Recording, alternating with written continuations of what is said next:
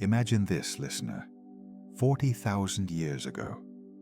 A deep cave, its walls not yet adorned with the vibrant, dynamic masterpieces of Lascaux, but already feeling the touch of ancient legends. In its very heart, huddled around a dying fire, are ancient humans. Their breathing is steady. The only sounds the crackling embers and the distant, hungry howl of a wolf echoing across the vast, snow-covered steppes. They are asleep. Everyone, from the youngest to the oldest. But what if, at this very moment, as their physical bodies are lost in oblivion, something else within them awakens? What if their dreams aren't just personal fantasies, but invisible threads connecting them into something far grander? By the way, if you're already curious about where these ancient paths and modern scientific hypotheses might lead, don't forget to like this video and subscribe to the channel so you don't miss the next parts of our amazing journey. And of course, tell us in the comments. What city and time zone are you watching our lectures from?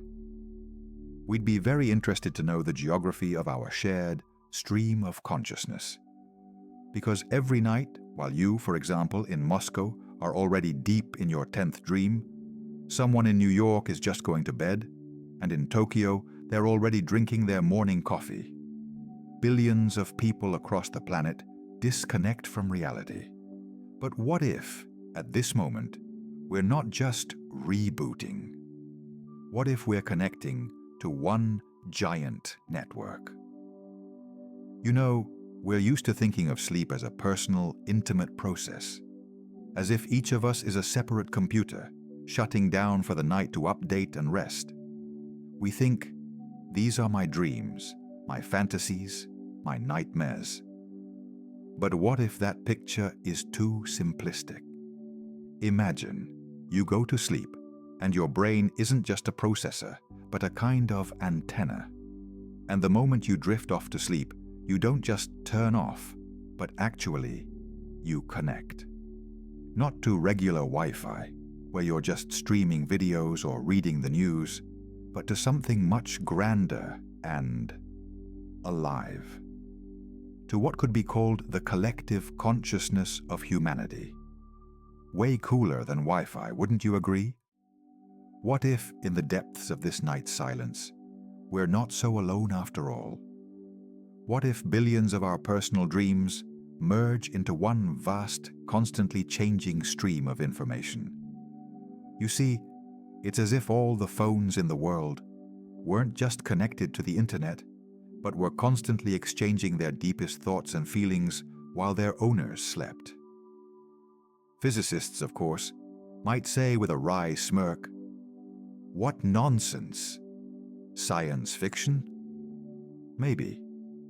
But some theories we'll explore today allow us to look at this nocturnal phenomenon in a completely new light. I bet your next dream won't be the same after this video. Imagine, 17,000 years ago, deep in the Lascaux cave, France. Torchlight dances on the walls, bringing to life the painted bison and deer. Smoke from the fire stings their eyes, and around it, the tribe sits, holding its breath. In the center is an old shaman, his face etched with wrinkles, his eyes burning bright. He has just awoken from a powerful dream, and now, in this primeval darkness, he recounts. Not his dream. He recounts their dream. A dream of the great hunt that is to happen tomorrow, of the herd's route, of the signs from the gods. You know what's most amazing? Almost everyone in the tribe had seen similar fragments of this vision during the night. Amazing, right? Even today, stories like these give you goosebumps. If you also enjoy diving into these incredible mysteries of the human mind and the universe, don't forget to subscribe to our channel and like this video. It's important for us to know that these topics resonate with you. By the way, what city and time zone are you watching our lectures from? Write in the comments, we'd love to know. And now, let's return to our ancient seer. Do you think this is just a coincidence? Ancient people didn't think so. For them, a dream wasn't some personal, private thing. It was something far grander. Listen, they're shamans, they're priests, they're mystics. They were the first to intuitively sense. When you close your eyes, you don't just turn off. You might just be connecting. Connecting to something vast, shared, to a kind of ancient network that was far more powerful than any internet today. Imagine the morning sun over Mesopotamia, 4,000 years ago. A priest in a ziggurat carefully records someone's dream on a clay tablet. Not for entertainment. For him, a dream is a message from the gods, a premonition of harvest or a coming war. Not just random images from a brain tired from daily worries. This is information. Important information for the entire city. A skeptic might say, "Oh, that's just superstition. A primitive brain trying to explain what it didn't understand?" Or even better, a gigantic, constantly updating online service where all our minds are users and sleep is the login and password? You see? From the primitive human who shared a collective vision of the hunt, to Sigmund, who probed personal complexes through dream symbols, the thread is one. A thread that whispers, your dream isn't just your personal business. Perhaps it's part of something much, much bigger. Part of humanity's big dream. Imagine Berlin, 1929. Dr. Hans Berger, a German psychiatrist, sits in his lab, leaning over an apparatus he calls the electroencephalograph. He attaches electrodes to his patient's head and sees something incredible. Rhythmic electrical oscillations of the brain. Alpha waves, beta waves. And then he notices that when a person falls asleep, these waves change. It wasn't just stillness, it was different activity, a whole symphony of signals. As if he was hearing, for the first time, the inner workings of a human being that had previously been considered simply switched off. By the way, if you enjoy delving into such hidden corners of our consciousness, don't forget to like this video and subscribe to the channel. Your support helps us explore the most mysterious phenomena. And here's something interesting. What city and time zone are you watching our lectures from? Write in the comments, we'd love to know. So let's return to our waves. Since then, listen, science has leaped forward. Today, any freshman student will tell you about rapid eye movement sleep, or REM, when your eyes dart beneath your eyelids, and you're most likely having your most vivid dreams. And then there's NREM, non-rapid eye movement sleep, which is divided into 4 stages, from a light drowsy state to deep restorative sleep. Imagine your brain as a huge metropolis. During the day, it hums, it glows. Each neuron is an inhabitant busy with its own affairs. And at night? At night, spring cleaning mode kicks in. Special teams are deployed, the glymphatic system, for example, which flushes out all the debris accumulated during the day. Your brain isn't just a switched-off computer. It's a data center that, in sleep mode, processes gigabytes of information, sorts memories, reinforces new knowledge, and deletes what's unnecessary. It's like defragmenting a hard drive, only much, much more complex and elegant. During this time, tissues regenerate. Important hormones are produced. Well, you get it. It's all scientific. Scientists are like, well, it's all clear, it's recovery, it's memory, it's physiology. And in principle, they're right. We know an astonishing amount about sleep. We have detailed maps of brain activity. We can track hormones, predict stages. But you know what's strangest? Even the most seasoned neurobiologists at times look at certain sleep phenomena and are like, what about this? For instance, there are dreams that seem to foreshadow events. or when several people have the same dream, or you wake up with a sudden solution to a problem you'd been struggling with for weeks. Where does this come from? Here, science usually shrugs. Coincidence, they'll say. The brain is just continuing the work it started during the day. Or, it's just the activation of random neural connections, as if they're trying to explain how a jet plane works by only describing how a screw turns. Of course, the screw is important, but it's just one part of a much larger, complex system. They see the engine, but they don't see the entire airport, let alone the whole network of air routes. We, as humanity, have become masterful at dissecting the brain, studying its cells, its molecules. We see every detail of this mechanism. But what if these details aren't just details? What if they are antennas receiving signals from somewhere external, or transmitters connected to something much larger than our individual skulls?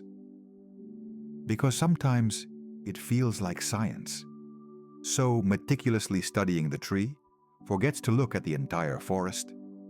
And this forest is made up of those inexplicable, strange, amazing phenomena of sleep that we currently prefer to call coincidences or subjective experiences.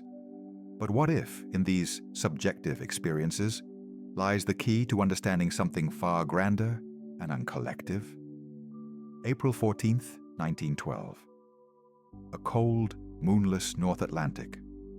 Below the decks of the Titanic, life is bustling. The orchestra plays, richly dressed ladies laugh, gentlemen engage in leisurely conversations. All is calm. Luxury, peace, carefree indulgence. And then, a dull thud. An icy cold pierces not only the steel hull, but also the subconscious of thousands of people around the world. Mere hours later, when news of the catastrophe spreads across the globe, hundreds, if not thousands, of survivors and those awaiting them on shore suddenly begin to recount strikingly similar stories. I dreamt the ship split in two. I saw an iceberg in my dream, right in front of the bow. It felt like I was thrown from the water. I felt panic. Thousands of disparate dreams that seemed to weave into one gigantic premonition or echo of tragedy. Coincidence? By the way, if you enjoy this deep dive into the most mysterious corners of our consciousness, don't forget to like and subscribe to the channel. It really helps us keep going and uncover new, amazing topics. And please tell us in the comments, what city and time zone are you watching our lectures from? We'd be interested to know how far our audience extends. And now, let's return to our dream. These strange coincidences, these inexplicable premonitions, when you wake up with a clear sense of a coming event that happened on the other side of the world. These aren't just fantasies. Scientists call such phenomena synchronicity. It's a term coined by psychologist Carl Jung to describe meaningful coincidences that lack a causal link but are clearly connected in meaning. Imagine the butterfly effect, when a slight flap of a butterfly's wings in Brazil could theoretically cause a tornado in Texas. What if our minds, like these butterflies, send out subtle vibrations, energetic waves, or information packets? Skeptical physicists, of course, will immediately say, that's just cognitive bias. The brain looks for patterns where there are none. Post hoc analysis. And they'd be right, partially. But what if sometimes these coincidences aren't just a trick of the mind, but a genuine collective resonance, like tuning forks? One strikes, and another, standing nearby, begins to vibrate in unison. Even though no one touched it, our brains, billions of complex neural networks, could be these tuning forks. And then a major event, a catastrophe, joy or sorrow, like a powerful strike to one of them, triggers a response in millions of others. Not directly, not through familiar senses, but through something deep. Something we call the collective unconscious. Have you ever woken up with a premonition or a dream about an event that happened on the other side of the world? I'm sure it has. Or you've heard such stories from friends. When you just know something is wrong. When you see a certain symbol in a dream, and then learn about a tragedy where that symbol plays a key role. Just a coincidence? Or is our collective mind trying to tell us something? We call this a collective echo, an echo of events that resonates throughout the network of human consciousnesses, like ripples on water from a dropped stone. The stone fell somewhere far away, but the ripples reach your shore while you sleep. An invisible connection, intangible yet palpable. This isn't science fiction. It's more a mystery that science is only just beginning to unravel. Perhaps we are all much more deeply connected than it seems at first glance. Maybe each of us is just a small part of a gigantic radar that constantly scans the world. And when something global happens, this radar rings in our dreams, literally. And we can perceive this ringing as a premonition, or as part of a shared dream from which it's sometimes so hard to escape. Imagine this: 1940, southwest France. 4 teenagers go for a walk with their dog.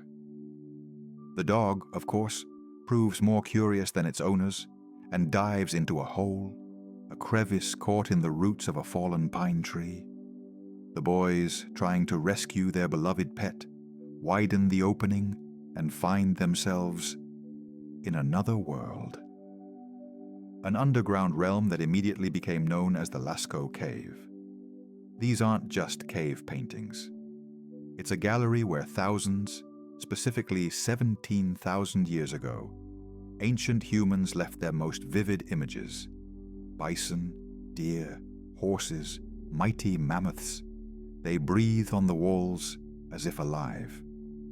You look at them and a strange sensation arises, as if you're breathing the same air as those who held a piece of ochre in their hands.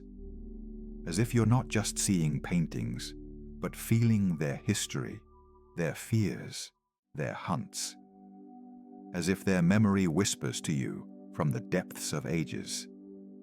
Before we continue this amazing dive into the depths of collective consciousness, if you like what we're talking about here and want to see more such explorations, be sure to subscribe to the channel and like this video. Your support is fuel for our quest. And of course, we're always incredibly interested to know, what city and time zone are you watching our lectures from? Write in the comments, we'd love to know. And now, let's return to these whispers from the past. What if our brain isn't a personal safe hidden deep within the skull, but rather a gigantic cloud library that each of us connects to in our sleep? Imagine, you go to sleep, and your brain, this complex biocomputer, instead of just defragmenting the day's files, suddenly gains access to a vast archive. An archive that holds not only your life, but the lives of millions of other people who lived before you and who are living now. One vast archive, thousands of destinies. Physicists, of course, will scratch their heads. Energy? A field? What kind of cloud? They'll say. And I'll ask, is that really so different from how you currently access information from all over the world via the internet? Only here, it's information of a different order, more personal, more lived through. Think back to your most vivid, most strange dreams. Those where you find yourself in an unfamiliar place, but it feels painfully familiar.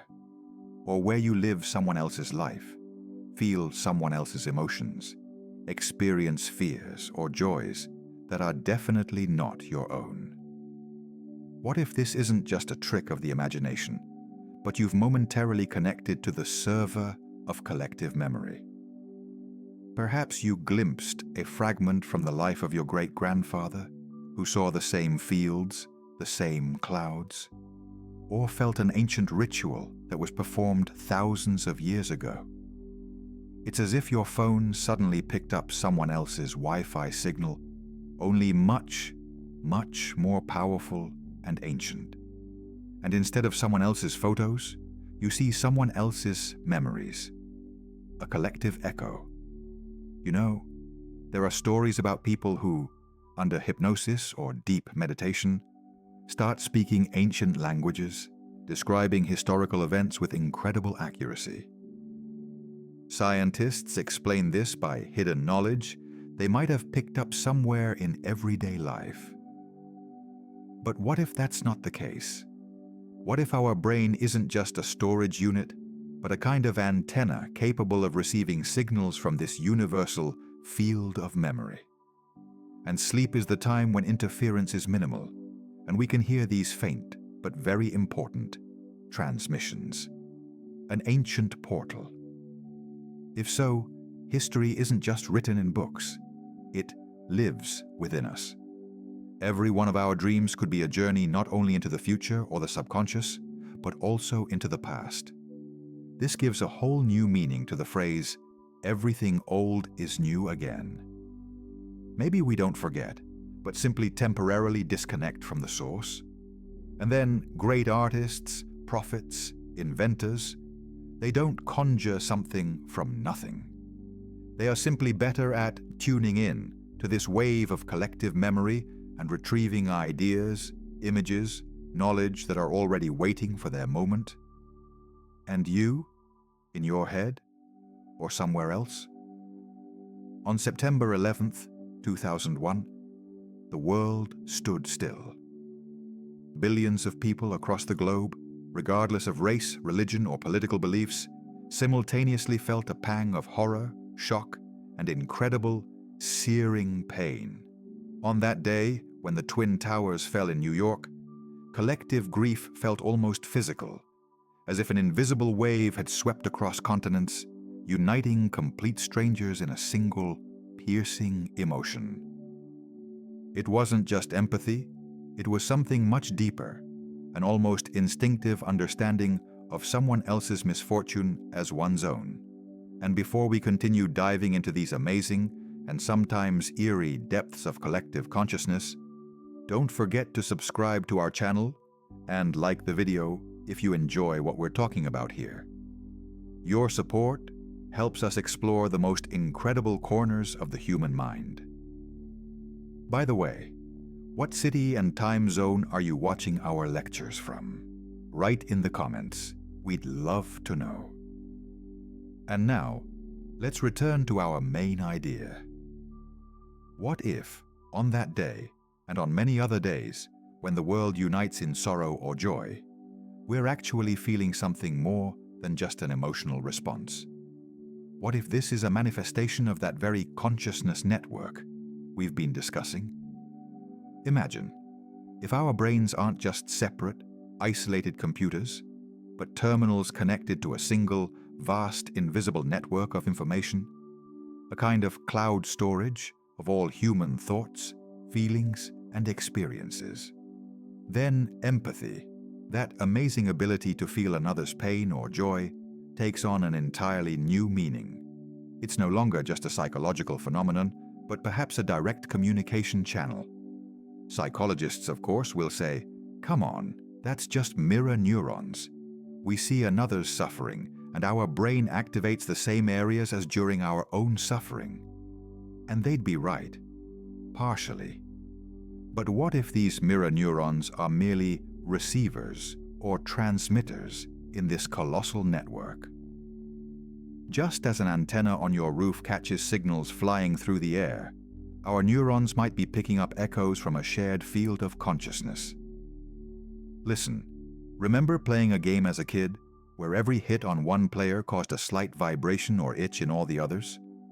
Or when someone in a group suddenly starts laughing, and everyone around gets infected with that laughter, even without knowing why? These are just faint shadows of what might be happening at the level of the collective mind. If you literally feel another person's pain like your own phantom blow, or their joy like a rush of warmth in your chest, then how would that change the world? An imaginary skeptic would immediately object, "That's just utopia. Humans are inherently selfish." And I'll reply, perhaps selfishness is just noise in this network, a kind of bad signal that prevents us from hearing each other. If we're all connected, then another's pain is, in a literal sense, a bit of your pain too. Not metaphorically, but at a much deeper, almost biological level. And what does this mean for our future? If this theory is true, then collective sleep, collective consciousness, it's not just an evolutionary curiosity, but a powerful tool. A tool for creating a truly unified humanity. Not through treaties and politics, not through shared ideologies, but through a fundamental, undeniable, sensory understanding of one another. Imagine a world where wars become meaningless, because every bullet, every explosion is felt by everyone as a blow to themselves.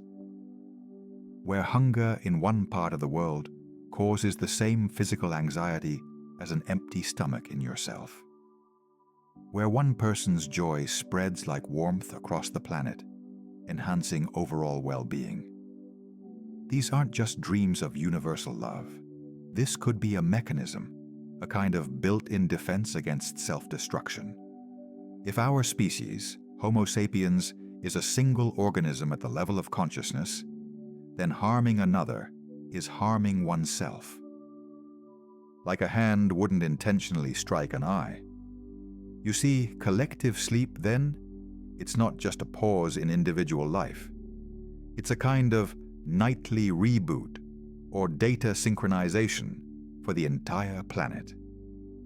Every time we fall asleep, we're not just resting. We might be connecting, exchanging information, updating our shared database of empathy and experience, and we wake up already a little different, a little more connected, a little more understanding, perhaps unconsciously. But this process, millions upon millions of years in the making, might slowly but surely be shaping us as a species, towards greater unity, towards greater empathy, towards a shared, more enlightened future. Because if you are part of a whole, then caring for the whole becomes caring for yourself. And your future is inextricably linked with the future of everyone else. Imagine Paris, 1784. The city is buzzing with rumors about Dr. Mesmer, an Austrian physician who claims to have discovered an invisible cosmic fluid, animal magnetism. His pools, or bouquets, are huge wooden tubs filled with water, crushed glass, and metal filings, with iron rods sticking out. Hundreds of Parisians, from aristocrats to commoners, gather around these tubs. They hold onto the rods, believing that through them, Mesmer will transmit healing power. And you know what? Many feel it. People scream, weep, convulse, and then suddenly heal from their ailments. The air is thick with hysteria and hope. King Louis XVI, concerned by this chaos, convenes a commission of France's most brilliant minds, among them the chemist Lavoisier and even Benjamin Franklin himself. And what do they say? There's no magnetism. It's all pure imagination and the power of suggestion. By the way, if you're as interested in diving into these incredible stories and hypotheses as we are in telling them, please don't forget to subscribe to the channel and like this video. It's proven, it's reality, and quantum internet is being built upon it. So right now, our theory of collective sleep is roughly at the spooky action at a distance stage for our minds. And here's the most interesting thing.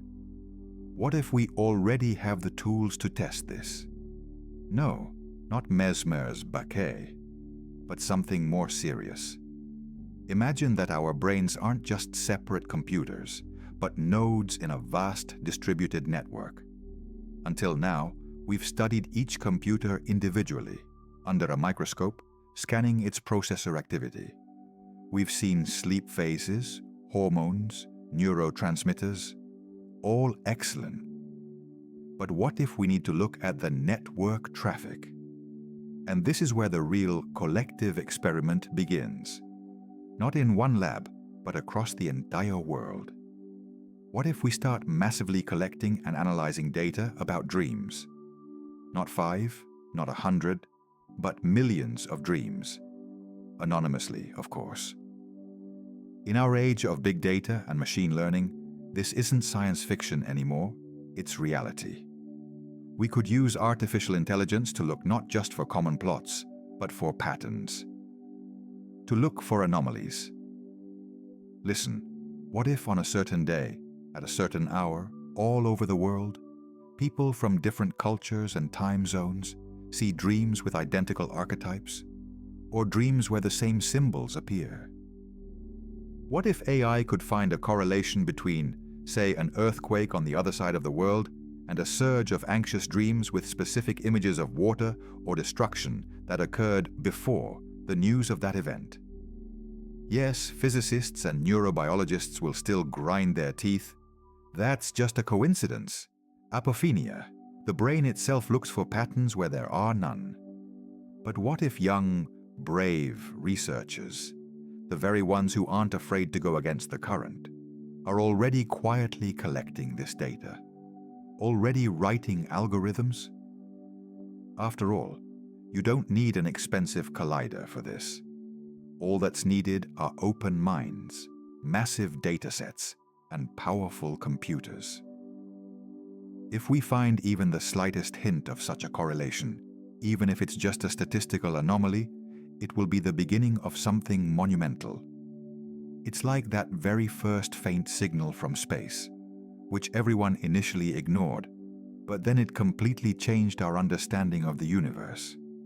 Perhaps this first collective experiment has already begun, and it doesn't resemble traditional scientific work at all. It's a distributed, unconscious experiment in which each of us participates when we close our eyes and drift into sleep. And somewhere in the quiet of laboratories or deep within university servers, data is being collected, analyzed, and perhaps right now, a neural network is finding its first, barely perceptible, but incredibly important pattern. Ready to turn everything we know about ourselves upside down. On February 16th, 1600, in Rome, in the Piazza Campo dei Fiori, a pyre burned. And in its flames, they say, not only Giordano Bruno was consumed, but also the old familiar world. This monk philosopher dared to suggest that the universe is infinite, that our world is just one of countless others, and that stars are distant suns with their own planets.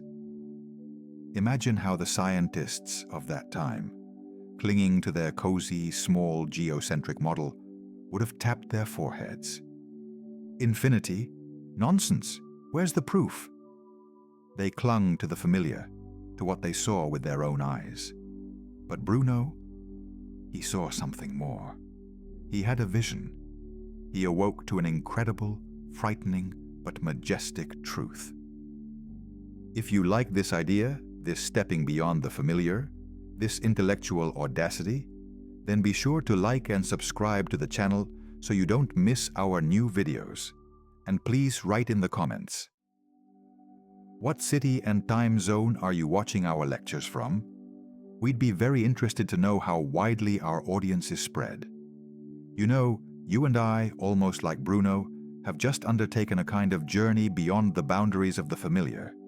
We've pushed through the mists of ages, from shamans summoning spirits in dreams, to Sigmund Freud trying to unravel the messages of the subconscious. We've looked into laboratories where neurobiologists are striving to explain sleep with phases and hormones, but sometimes even they scratch their heads. We've talked about the phenomenon of collective dreams, when suddenly thousands of people see the same image, as if a shared mind is trying to convey something to us. How does it work? An ether? Quantum fields? Those very physicists who cried out, "What nonsense!" might, without even realizing it, be hinting at the very invisible threads that connect everything in this universe. We recalled the butterfly effect, when your premonition on the other side of the world coincides with an event, and the collective echo reverberating in your dreams. And what if, in our dreams, we can not only recall our childhood, but also peek into a gigantic collective memory, into the life of a great-grandfather, or even an ancient human. Dreams as a library. Or better yet, like Wikipedia, accessible by subscription for everyone connected. We imagined that each of us is not just a separate computer, but a terminal connected to a global network of consciousness, to a huge cloud that stores everything that was, is, and possibly will be. This changes everything, doesn't it? If we are all connected, then another's pain, another's joy, that's a bit of your pain, your joy too. Empathy reaches an entirely new level. And yes, of course, I hear your inner skeptic. This is all a beautiful theory, science fiction. Where's the proof? Show me this shared brain. And you're right, for now there's no direct proof. But remember, people once said the same about electricity or the invisible waves of radio. But what if the boldest modern scientists are already gathering the first crumbs of information that will one day become that very proof? What if, in the most unexpected places on the planet, experiments are already underway that could overturn our understanding of reality? And here we are, at the end of our journey, but on the threshold of something new. We've delved into a world where sleep isn't just a pause for rest or a series of whimsical images. It's a portal, it's a connection, it's a channel. Next time you close your eyes, consider, where are you going? And who are you meeting there? Thousands, millions, billions of other people sleeping right now. What information are you receiving? And what are you sending? Maybe you're not just sleeping. Maybe you're connecting to the greatest conference that has ever existed, the world of your next dream. It will never be the same. It will be infinite, like Giordano Bruno's universe.